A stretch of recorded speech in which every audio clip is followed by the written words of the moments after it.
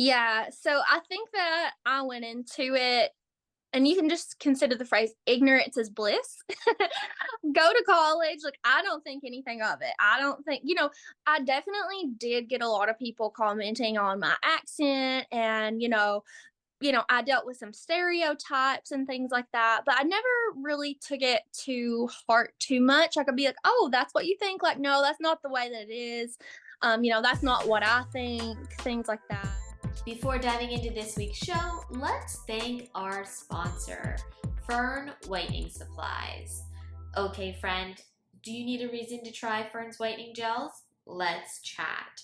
Fern's gels are vegan, gluten free, kosher, and cruelty free. Those are the buzzwords that your patients are going to be looking for, but what about the actual chemical breakdown? These whitening gels are a quality blend of hydrogen and carbamide peroxide, followed by no fluoride plus sensitivity free. Friend, this is the whitening gel of your dream, available in chair side and take home strengths. Now, let's get on with the show. Happy Whitening Wednesday. This is episode 21, and today on the show we have Dr. Britany Baker. Dr. Baker is a dentist in Charlotte, North Carolina, and we're so excited to have her on the show because she is a lot more than just a dentist. Dr. Baker has a huge social following and is an influencer at the Peaceful Dot Tooth Doc. And she also has her own shop that she runs that is going to be exciting to chat about because it's very unique. And it's called The Juicy Tooth. So, Dr. Baker, I've noticed, like, I found you through Instagram, and I've noticed you give out so many great tips. But the biggest thing that I find on your social channels is you're really breaking down stigmas, and you're showing that being a young professional, you can come from all different shapes, sizes. You can be a female in a heavily dominated male industry. I mean, you're really showing that stereotypes are not a thing and that you can thrive regardless of who you are. So, kind of give us the backstory. How did you end up in a profession like dentistry, where usually it is very heavy male oriented? And I can imagine it was probably very nerve wracking to get to that industry in general, but also what made you even get into dentistry too? Yeah, so my mom is a dental hygienist. So I grew up in a dental office. Like, I would go to the dental office after school. Like, I would ride the bus there. Like, I would just always be all up in there and in their break room, like sitting behind the front desk, everything. So that's kind of how I got into it. And when I was a little kid, I remember I thought that my mom was the dentist. Like, I didn't really like understand. So, when I was a young age, I was like, I want to do what my mom does. Like, that's really cool. And so I started saying, well, I'm going to be a dentist. I'm going to be a dentist. And that's kind of, I never changed my mind. So I just kind of followed through. And here I am. That's amazing. You're like, Yeah. well, my mom's the dentist. What are you talking about? Yeah, exactly. That's what I thought for a long time, but then I realized. But yeah. So you need to tell us about where you grew up, because do I have it written down correctly? It was called Hazard. That's right. So I grew up in Hazard, Kentucky. It is in southeastern Kentucky in the foothills of the Appalachian Mountains. It's a pretty, you know, um, different area. Living in Charlotte now and just kind of being a grown up, I can kind of see the differences in the way that I grew up versus how most people grow up. But it's kind of funny because in the moment you don't really think about it like that. Like, this is just kind of normal day to day. There's a lot of poverty and things back where I'm from. I grew up in two single wide trailers pushed together. Like, I came from, but I didn't know any different. I didn't know that that was like weird or anything like that, just because that's how it always was. But then I kind of got a little bit of a culture shock whenever I went to college and, I got bet. out in the world. Didn't really do a lot of traveling until college and things. So, pretty interesting. So that's even more incredible that you had that background and you still ended up in dentistry. Like that must have been so difficult, especially once you got into the college scene. Like, do you find that maybe because you grew up in an environment like that, where everyone was kind of more on the same page, there probably wasn't as much of the different areas with our certain professions, etc. Did you find that like when you got to college, you're like, oh, everyone's kind of should be the same. There is no hierarchy. Or did you find that as soon as you got into college, you're like, oh, wait a second, like I'm really going to have to break some boundaries if I want to jump into these different areas? Yeah. So I think that I went into it, and you can just consider the phrase ignorance is bliss. Go to college. Like, I don't think anything of it. I don't think, I definitely did get a lot of people commenting on my accent and, I dealt with some stereotypes and things like that, but I never really took it to heart too much. I could be like, "Oh, that's what you think." Like, "No, that's not the way that it is." That's not what I think, things like that. But yeah, they definitely did present some challenges, and I think that if I knew what I know now, going back, it would have been a little more difficult, if that makes sense. Like, it was kind of good that I didn't really know, when I first went into it, because I didn't think that I was limited by anything. That's amazing. That's true. That's the same with like you hear that with a lot of entrepreneurs is they're like, I wouldn't have done it if I knew how hard it was going to be. Yeah, So ex I like that. Ignorance is bliss, 100%. Now, when you went to college, did you think about doing hygiene or was dentistry 100% what your goal was the whole time? yeah, dentistry. Just always wanted to do that. I literally never considered another profession, like, not even for a second one time, which was kinda crazy because the acceptance rate for dental school, I mean, it's competitive Oh, to for get in, sure. and Um, I kinda knew that though the whole time. Like, I knew that starting in high school. Like, I didn't drink in high school. I didn't do a lot of, like, partying or anything because I was just like, "No, I'm going to dental school, and, like, I'm not gonna let anything get in my way." So yeah. You were committed. I was really committed. Like, I remember in high school, like, not going out with my friends, like, at night doing, like, Kid hoodlum things. stuff. Like, Yeah, I would be like, "No, like, you don't understand. If I get caught doing that, I'm not gonna get into dental school." And so I always had that in mind, like, which was kind of, it may have brainwashed me a little bit, which I'm a little bit happy about because it worked out in my favor, but yeah. that's amazing. So then what university did you end up going to? I went to Eastern Kentucky University, so that is about 30 minutes away from where I went to dental school at the University of Kentucky. Amazing. Now, so how long is it in the States? Like, do you do like an undergrad and then get into dentist, like into the dental program? And then how long is your dental program? Yeah, so that's kind of an interesting question because going to dental school, it's a really comprehensive application. So not only are they looking at your education, like your school, like your grades and test scores and everything, but they're also looking at your extracurriculars, like what have you done Mm, and things like that. Um, whenever I was going to dental school, like I always had to have that in mind, doing like volunteer opportunities I and bet.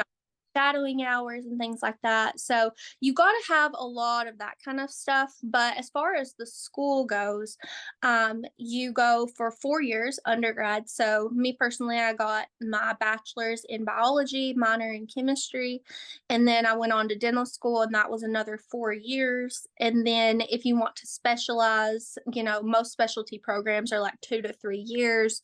Oral surgery will be an extra 6 years or an extra 4 years, depending on where you go. So that is a commitment on all levels, not only a school level, but then that does fall over into your personal level too. If then you're considering your volunteer hours, all the extracurriculars. I mean, I can see why it's so competitive to get into because, like, that really must limit the amount of people that do apply. And the ones that do apply, it's so cutthroat to get in. Yeah, it's very unforgiving, and you're just gonna have to know that before you go in, because it can crush you. I know people who applied 3 times before they got in, but now they're dentists, you know? That that's wild. So when you started and you were in school, did you kind of always think you wanted to stay in GP, like general dentistry? Or I know you've noted that you love doing everything. Like you rarely refer out, you love to get your hands dirty. Like you're doing probably a lot of things that a lot of dentists are like, I'm gonna refer out for that endo, etc. And you're like, no, let me do it. So Yeah. is it you always thought general was going to be for you, or do you see maybe down the line kind of focusing on maybe one specialty over the other, or do you kind of just love it all? I honestly just love it all. I love the variety that I get to do being a GP. You know, I do ortho now, so I'm doing like Invisalign, I'm doing surgery, I'm doing implants, you know, along with just restorative, just like bread and butter kind of stuff. But I love it all. I would say early on I was really interested in perio or oral Mm, surgery. Personally, I was just so burnt out with school. you're By the done. I got there, I was just like, I've just tried so hard. I've tried so hard. I've tried so hard. Then once I got to dental school, it's kind of funny. I feel like I became I don't really want to say a bad student, but I wasn't as good of a student as I was leading up to dental school. Because once I got there, I was just like, okay, I've I made it. made it. I can chill. Like I know I'm going to graduate. Like everything's going to be okay. But I just really didn't want to go to school for any longer, to be honest. And then it just kind of ended up working out because I can do so many things as GP. Oh, I can imagine. Yeah, it's kind of the best of both worlds, right? And then on the flip side, it is kind of nice when you do get those, more in-depth cases that you can say, actually, you should go to a specialist, right? Say if Y- there is something that, is just something you don't want to dive into because you've seen those cases. There are definitely some cases that even that specialist is going to have a hard time with. So it is nice to have that. I don't want to say backup plan, but it's nice to have that support from specialists, right?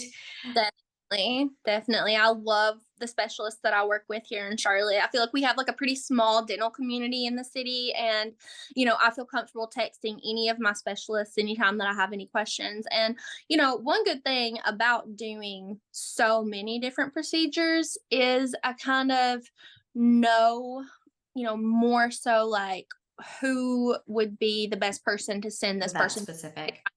because a lot of the time you can send someone to a couple different specialists for the same thing. Like, for example, Mhm. like dental implant can be placed by an oral surgeon, a periodontist, or a general dentist. But in some certain cases, I would want to send it to the periodontist over the oral surgeon, just depending on the tissue and things like that.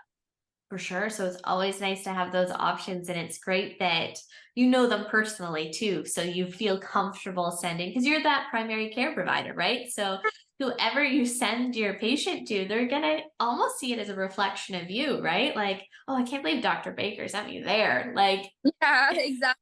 And I always ask, I'm like, did they treat you good over there? Like, what was your experience? Because I don't want to send somebody somewhere that they have a bad experience. oh, 100%. And as we know, it just takes one bad experience. I mean, I'm sure you see it very often, those patients that are terrified to be in the chair. And that has come from just one bad experience somewhere down the line in their childhood, right? It just takes Oh, that's one. Yep, literally, it just takes one. And my sweet boomer patients, they are really the ones I feel like that have suffered the Oh, most the from, most. you know, um, almost I would say the majority of my patients of that age range have dental anxiety. And I always ask them, I'm just like, did you have a bad experience? Because I feel like, being able to tell me is kind of like healing in a way and kind of helps Mhm. appointment. And most of the time, people tell me of an experience that they had when they were a child. They would be like 5, 6, 7 years old, and they were being held down by a dentist. And Yes. it's the same thing. It's so simple. Like I've heard those stories too, and you're just like, oh my goodness. Yeah, but if you think about it, if you were being like tattooed down and being drilled on and something hurts and they're not listening to you, I mean, that's traumatic. For sure. No wonder you don't want to get back in that chair. Yeah, I mean, I don't like getting in the chair either, and nothing bad's ever happened to me. But like, if I had a bad experience somewhere, it's kind of like getting your nails done. You know what I mean? Like for me, I get my nails done all the time, and if somebody kind of hurts my finger and I like jump back, then I don't trust them the rest of the appointment. I'm just like, you're done. Like even if I like you, I don't trust you. That's a great analogy for sure, because it's true. It just takes one little instant. Now, this is a great leadway section. You mentioned getting your nails done. So, obviously, you're a young professional in this space, and a Yeah. lot of our listeners are young dental professionals and or beauty professionals, medical professionals, etc. And I feel like we probably all struggle with this when a client either disrespects you because of your age, or not even disrespect, but they always second guess what you're telling them, possibly because of your age. So, what has been your experience, and what advice do you have for our listeners who are struggling with that? What have you kind of found throughout your years of practicing that has really helped? Is it more or less just, letting it go in one ear and out the other and just letting it roll off your shoulders? Or is it addressing the issue to the patient up front and being like, I know what I'm talking about? Yeah, honestly, that's such a tough question, and I feel like there's not a one size fits all answer to that. I will tell you that that has been my biggest struggle. That's been my biggest struggle in all of this. When I was in dental school, I never second guessed myself. I was just like, oh, I have great hand skills. Like I know what I'm doing, like whatever. But whenever I got into private practice and I had people doubt me or question me and question my intentions and question my skill, then I started questioning that Mm, myself. And then it kind of started a kind of a downward spiral for me where my confidence became just nothing. Like I had no confidence. And then I wasn't doing any treatment on the patients because I wasn't diagnosing anything. I'd be like, well, I mean, yeah, your tooth probably could use a crown, but maybe not. And, I mean, you might not do that, but I mean, in 5 years, something bad might happen, but I don't know. Maybe it won't. Like, and so, you're I'm like, and I don't have any confidence in myself. And it's just like, as a young dentist, you're taught like what will happen if you see a tooth that has a crack on it, but you don't see it with your own eyes Mhm.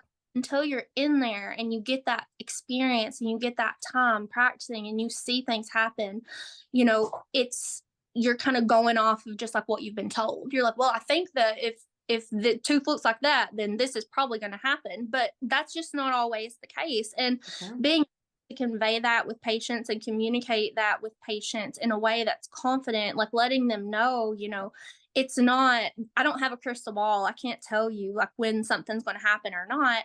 But I think honestly, the thing that's helped me the most with all of that is two things. One is just time, just getting the experience. I've been doing this for 3 years now. And I really think only, in the past 6 months, I've started to get really, really confident in myself. Amazing. Yeah, and number 2 is just therapy. I have a Mm. therapist I work with weekly, and, it's a life coaching kind of therapy. I talk with her a lot about scenarios at work and the way that I handle it, the way that, I handle confrontations, like, with staff, with patients, insurance, everything. All of it. But it's been so, so helpful to me, and, I mean, I've really put in a lot of work in the past couple of years, but it has been so, so worth it. That's huge, because it's always great hearing it from a non-biased opinion, hearing the story as well, right? Because they can see both sides, how you completed different things well, and then saying, actually, how about maybe we tweak that a little bit just to help you see what you're not seeing in the moment. So it's so true. Mixture of experience, and which is time, and then also talking and getting that professional help too, because it definitely does take a village in this world. Oh, yeah. Yeah, for sure. Does it ever? Now, let's get into the best topic in dentistry, teeth whitening.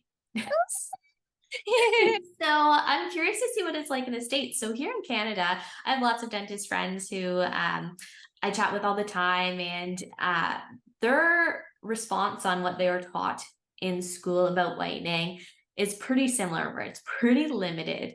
And I actually just had a dentist.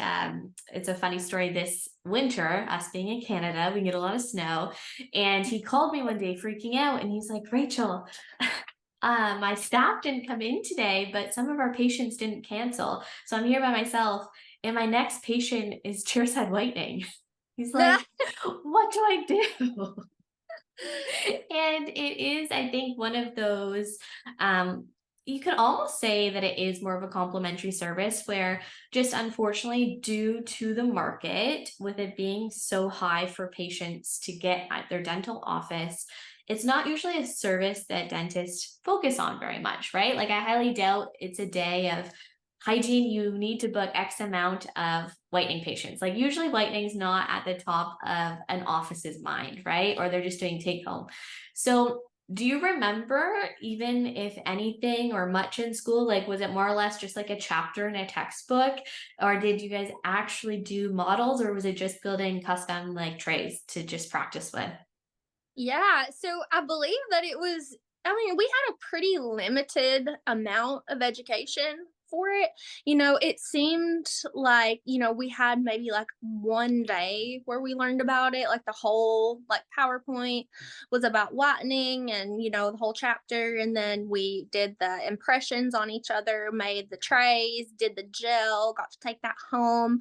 But yeah, like we didn't really learn about how to incorporate into an office, like the business side and things like that. And it's so weird when we think about it, because it makes sense that dentists and the dental community should really be highlighting this service, but we definitely are losing it to the beauty industry because we don't focus on it. And there definitely are some great perks. So, I mean, fingers crossed, we will really bring this service back to the dental community. But right now, it definitely does need some work. So, you had mentioned right now the team, you guys use Zoom. Yeah, yeah, we love Zoom. The patients love it. Like we've only had it in the office since around January, I want to Oh, so say. recent. Yeah, yeah. So it's pretty new in our office. We used to only offer the take home, and now we have the in office and the take home. So that's really nice. But patients seem to really love the Zoom. We get really good results. Oh, that's awesome. So you guys are finding now, are you finding that now that you are offering chairside, are you starting to recommend it before anterior cases? So honestly, for me, I'm a pretty conservative dentist. Whenever someone comes to me and they're just like, I don't like my smile, like I want to do veneers, like blah blah blah, like I'm just like, whoa, hang on, like let's talk for Back a it second. up. Yeah, like let's chat. And it's amazing the results that you can see just by aligning the teeth and doing some whitening. I mean, you can transform some people with doing very, very minimal, very non-invasive procedures.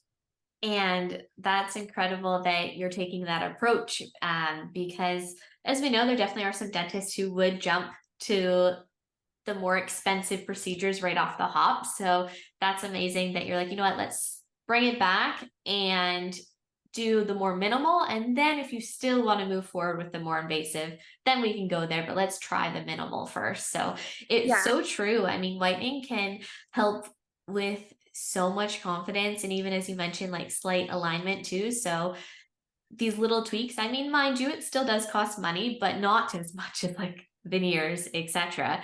So that And so much money on beauty, like Botox, like fillers, all of that stuff. But your whitening results can last like 5 years. 100%, right? If you definitely keep up with your at-home maintenance too.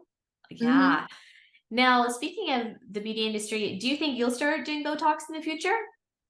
In North Carolina, it's kind of weird. The laws are different here when it comes to dentists being able to administer Mm. that kind of thing. I have a lot of friends who do the aesthetics. I would love to get into that.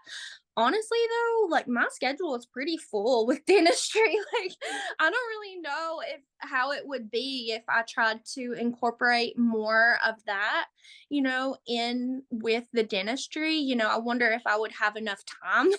But I definitely think it would be a really nice adjunct service to add on. Like if people are coming in for like their cleaning, you can go ahead and get your touch up.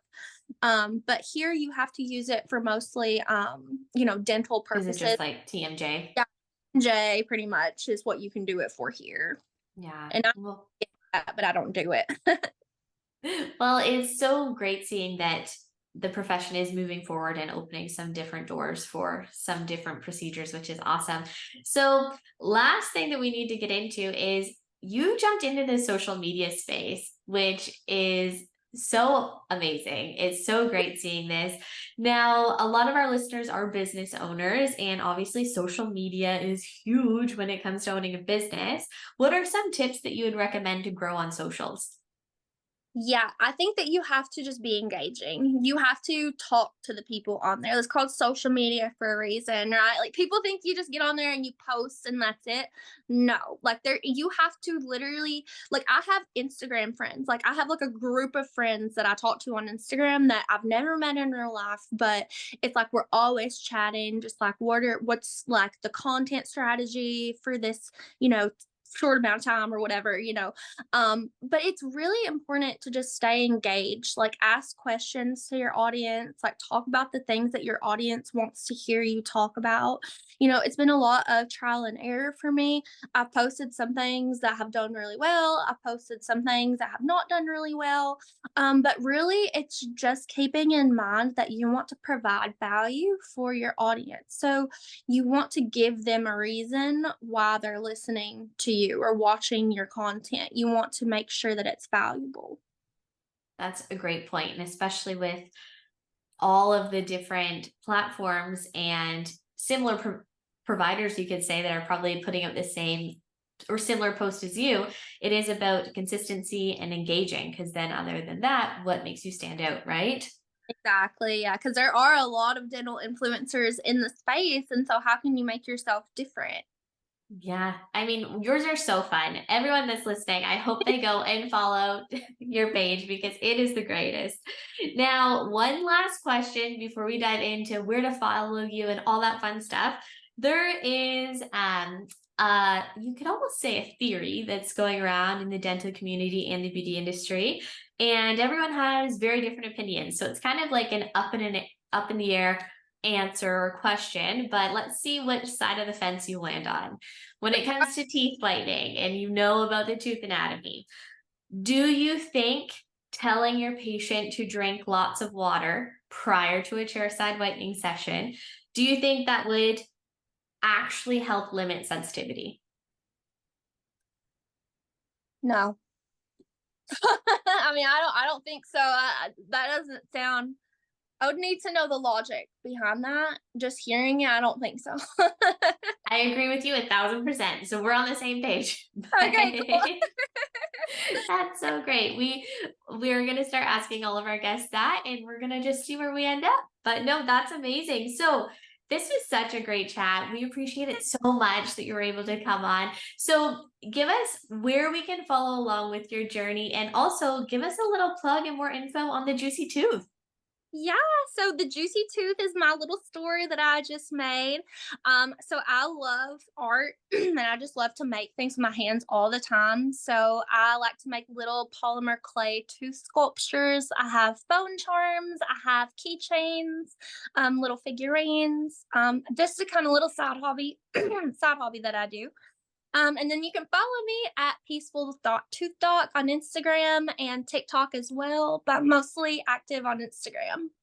Amazing. Well, thank you so much, Dr. Baker. This was so fun and so helpful. I know our listeners are going to love it. And those of you who are listening, thank you so much for listening to another episode of Whitening Wednesday, and catch us again next week.